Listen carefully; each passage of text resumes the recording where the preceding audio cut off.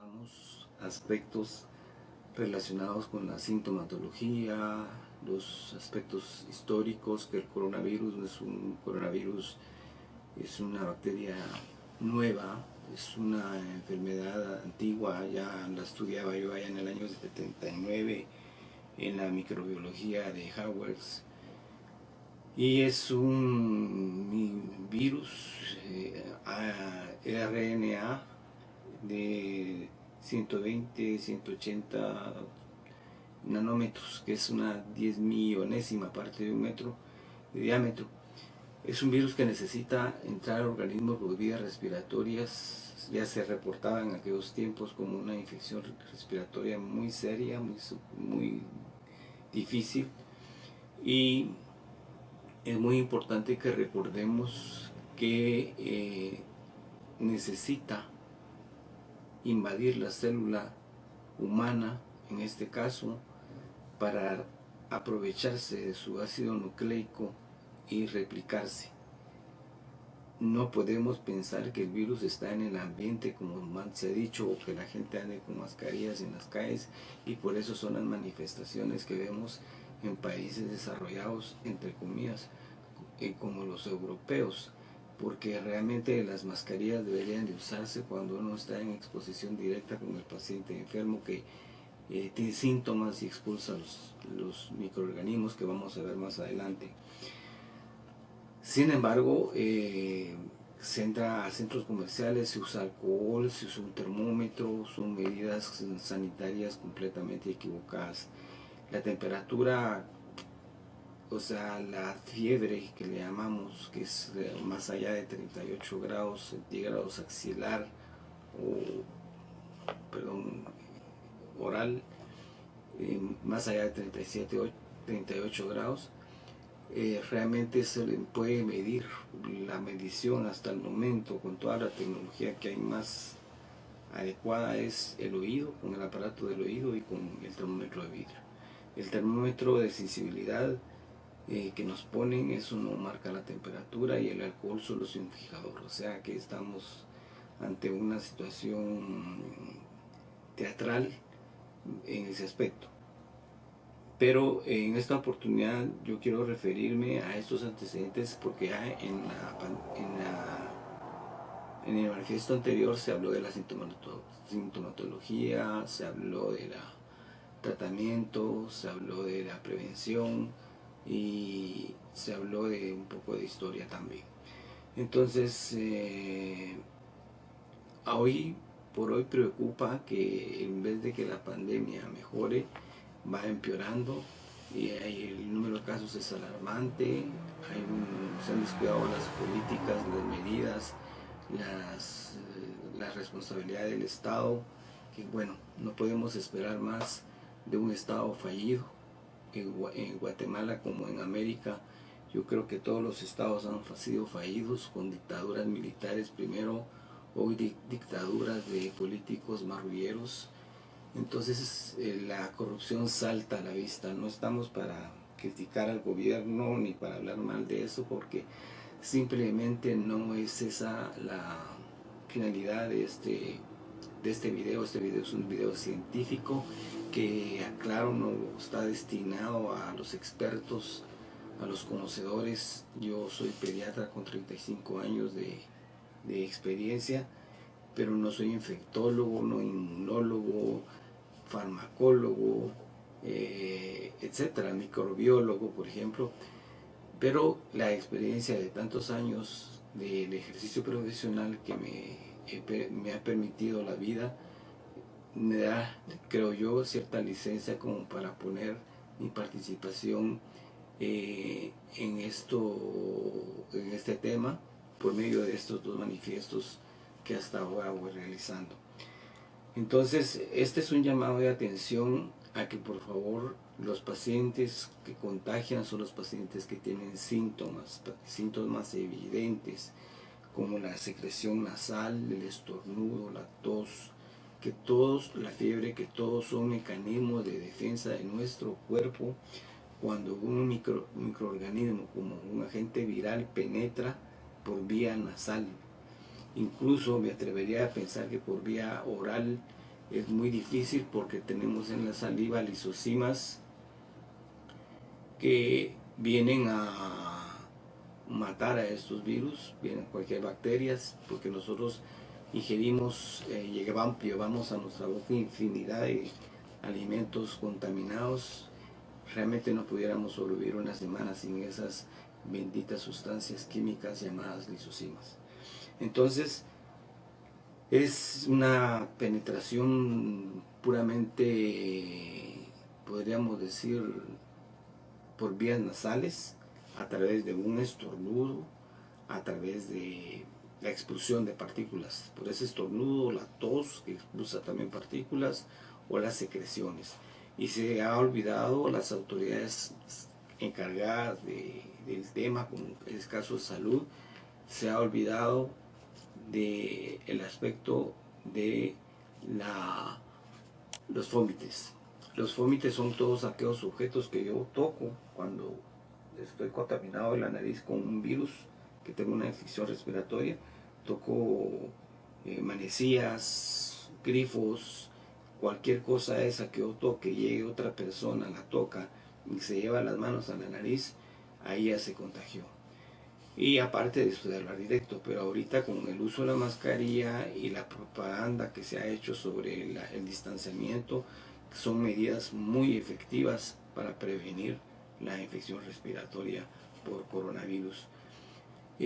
Luego tenemos que los vómitos pues se ha dejado por un lado y es importante que los sumemos. Yo creo que queda claro que es un vómite y que el lavado de las manos es otra medida, aparte de las que ya dijimos, distanciamiento, uso de mascarillas en lugares cerrados y en lugares donde estamos expuestos directamente al paciente, distanciamiento social, todo eso nos va a ayudar mucho a prevenir la infección.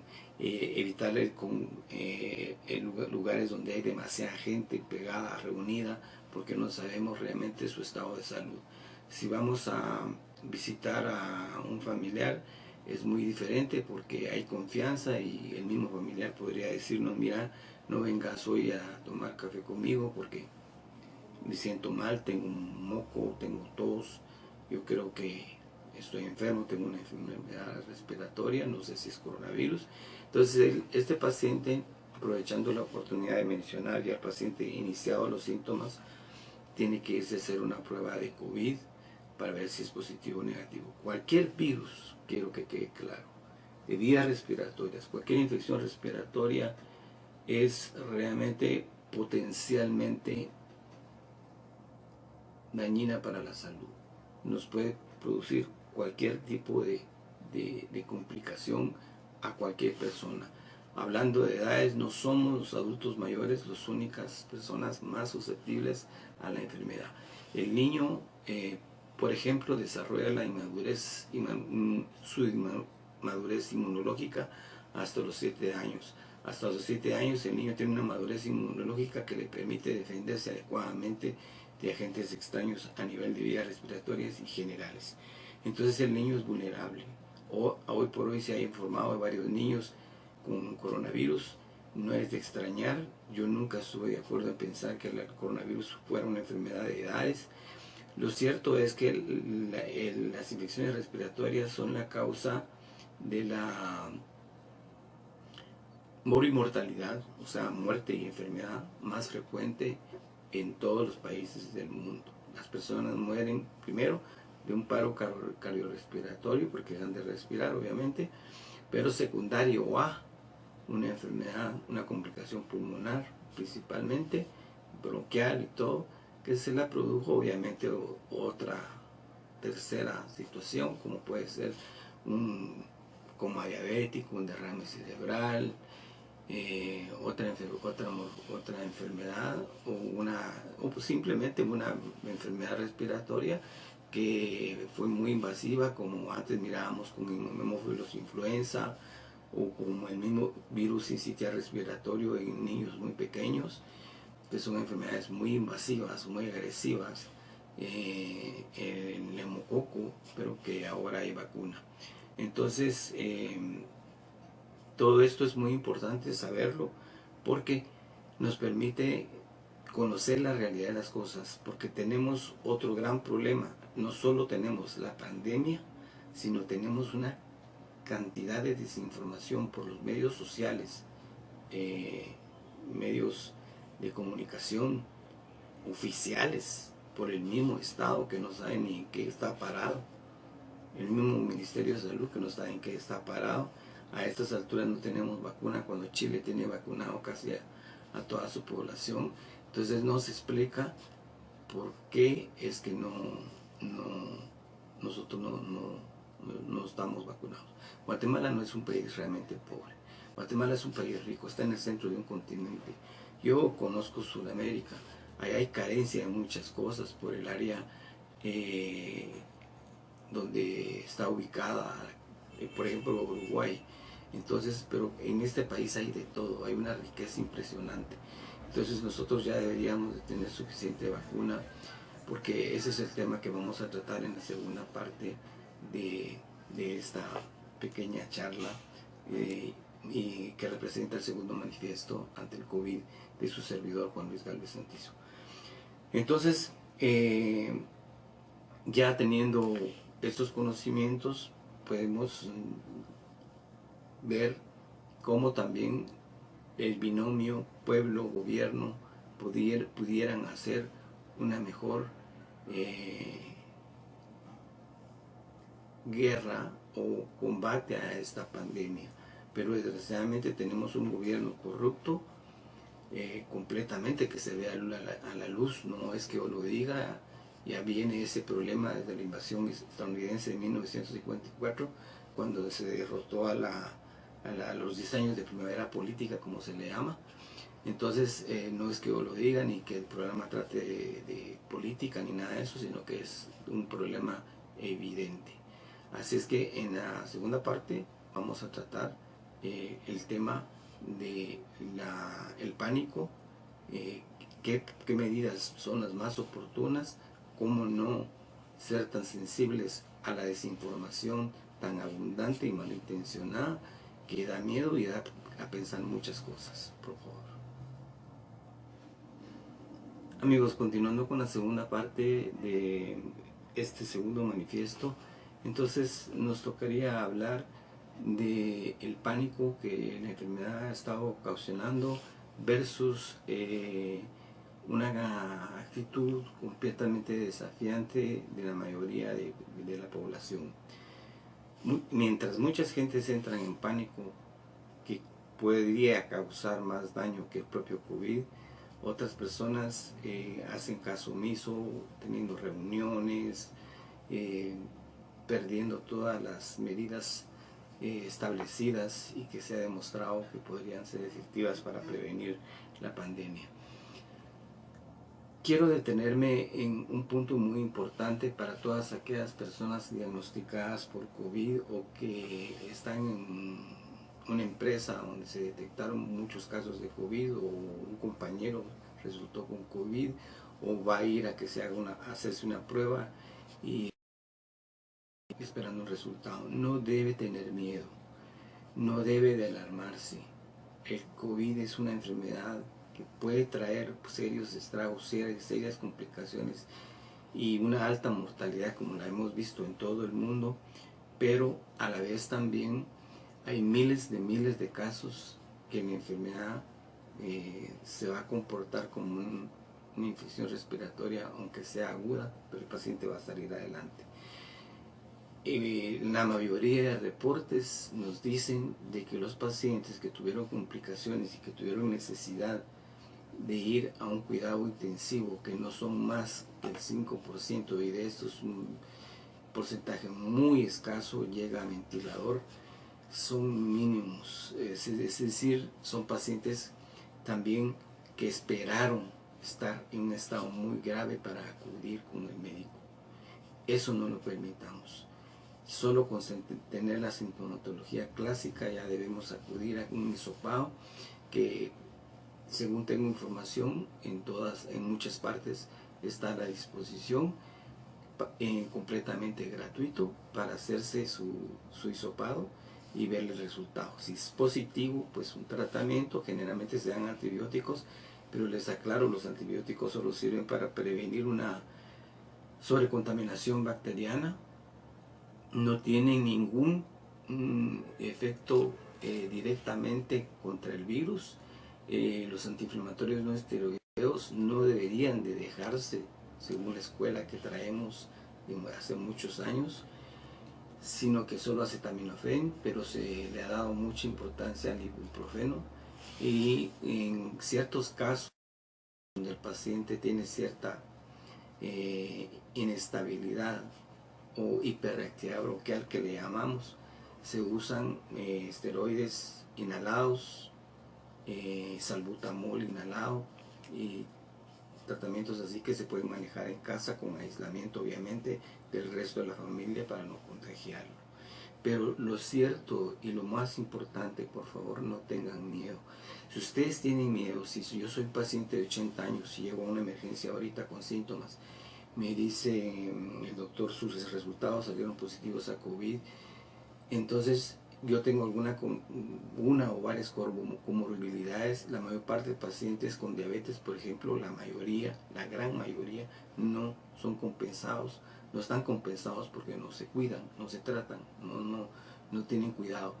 Entonces, pero de todos modos, no tenemos que tener pánico, porque en el caso del pánico, yo quisiera saber si los médicos de primera línea están informados de los efectos desastrosos del cortisol, de la importancia de transmitirle al paciente una confianza, un ánimo, una esperanza, porque aquel médico que no haga eso debería mejor dedicarse a jugar muñecas o a jugar cincos o a otra situación, o a la política, que es tan común para aquellos que no tienen nada que hacer. Entonces, no, del pánico no, porque se eleva el cortisol. El cortisol es una hormona suprarrenal que se eleva en estados de estrés. Esto hace que exista gluconeogénesis, que trata de sacar la energía almacenada del organismo para podernos defender. Entonces nos sube los niveles de azúcar en sangre, nos baja las defensas y aumenta lo que es la hipertensión, o sea, para aquellos pacientes que son hipertensos, esto es desastroso. Entonces, por favor, en el caso de que hayan compañeros con COVID, que se muera un vecino por COVID, que un familiar se resulte con COVID, o una persona que está dentro de nuestra casa, simplemente el aislamiento. Han habido muchísimos casos de pacientes que enferman y su familia queda intacta, cursan la enfermedad sin ningún problema. Entonces, ningún problema para ellos ni para su familia, no se contagia si se toman las medidas. Entonces, no al pánico, sí al cuidado, no al descuido, sí a la responsabilidad, por favor. Si yo tengo síntomas, yo no me puedo acercar a otra persona, yo me tengo que aislar, y con eso vamos a evitar muchas cosas. Luego tenemos algunas cosas importantes, como es el binomio, como les decía, de Estado-pueblo, gobierno-pueblo, pero desgraciadamente el pueblo ha perdido confianza en el Estado.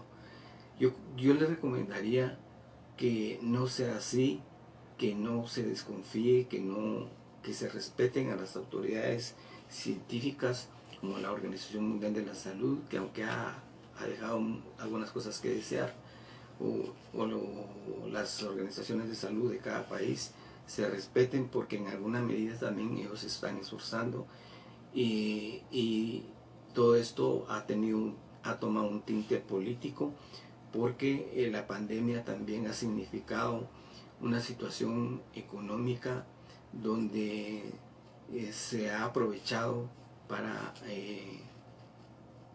hacer uso de recursos indebidamente. Eso es la corrupción es una verdadera pandemia. ¿Qué quiere decir pandemia? Pan, que del griego todos, y demia, poblado, grupo, toda la gente. Entonces es algo que afecta a toda la gente, eso quiere decir pandemia. Entonces Hay varias pandemias, como vamos a ver. Vivimos pandemias actuales, como por ejemplo el SIDA, que ha sido controlado por varias medidas que se han tomado, que ha sido controlado muy bien. Pero tenemos la pandemia de la obesidad, que no es un problema que nos está causando muertes hacia estas cantidades, pero es la base de la diabetes, la hipertensión y toda la gama de enfermedades que son las precursoras de aquellas muertes que vemos a diario en los hospitales, como derrame cerebral, infarto miocardio, fallo hepático, insuficiencia renal, que es tan alta en estos tiempos. Entonces todo eso se debe a la obesidad, y la obesidad es algo también que está siendo, como quien dice, provocado y apoyado y ayudado por los medios comerciales, porque vamos a un restaurante y no nos van a ofrecer nada que no tenga cantidad enorme de grasa.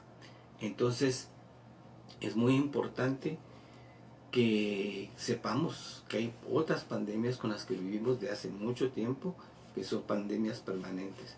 A esto me refiero porque la pandemia del coronavirus no es un problema que se vaya a acabar ya.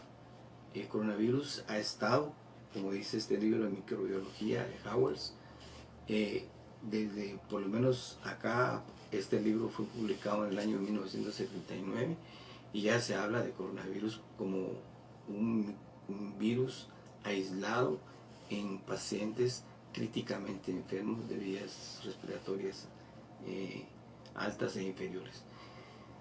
Entonces, me queda por decirles respecto a las medidas de prevención que se han discutido tanto, y el otro punto es sobre la vacunación. Ya debería de existir, se han hecho muchos comentarios por las redes sociales de una forma irresponsable, por médicos incluso que salen así como yo, con corbatín, todos chulos, elegantes y todo, con libros atrás, con diplomas, hablando, por ejemplo, de que no nos vacunemos porque es para ponernos un chip y controlarnos y esto y lo otro.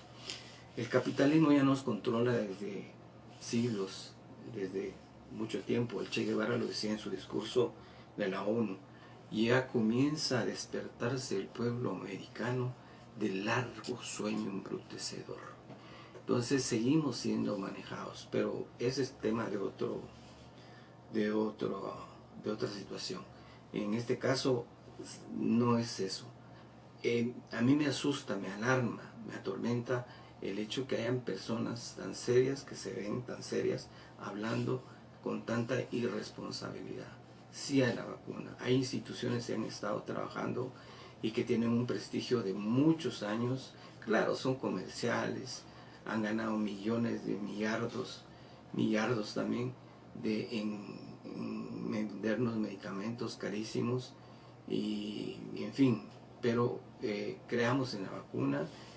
Afortunadamente va a ser gratis, ya debería existir, pero yo en el instituto donde yo trabajo, que es el Instituto de Seguridad Social, me informaba el responsable de la vacunación de que hubo que hacer un largo recorrido y esfuerzo y lucha promocional y de convencimiento tanto a profesionales médicos que es de primera línea, y personal de enfermería que también de primera línea y está en alto riesgo con comorbilidades, con todo esto, pues para que se vacunaran, porque no se quería vacunar, hay miedo a la vacuna.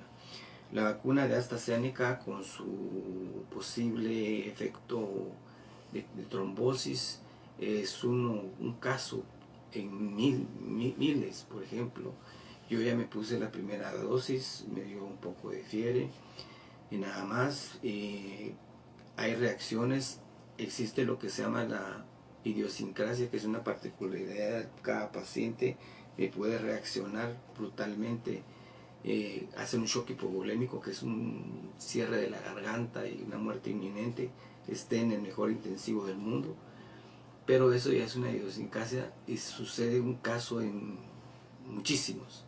Es más fácil que nos caiga una piedra en la cabeza del espacio, como puede suceder en una probabilidad muy remota, a que nos pase algo por la vacuna. Entonces, amigos, por favor, no al pánico, más responsabilidad, sí a la vacuna si tienen la oportunidad de ponérsela, porque ahorita mucha gente también quiere ponérsela, pero está el problema que no la tenemos tan a la mano. Entonces, muchísimas gracias por prestarme su atención y que la luz del amor los proteja. Amigos, ya para finalizar esta serie de manifiestos, me parece interesante llegar a las conclusiones. Primero, la duración de la pandemia es incierta y solo podemos acortarla unidos con un gobierno de Estado transparente y un pueblo serio, responsable y desmitificado, es decir, que se deje de creencias y mitos, que deje de ser engañado y no siga mostrando altos niveles de ignorancia al permitir llevarse por engaños de oscuros intereses informativos de los diferentes medios y redes sociales.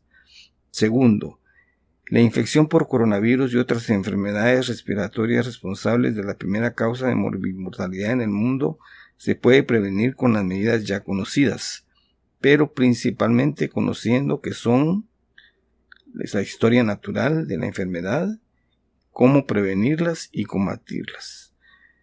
¿Qué son? Se refiere a la historia natural. La historia natural es cómo la enfermedad, como ya lo habíamos visto, entra por nuestras vías respiratorias. Los virus se comienzan a multiplicar usando las células como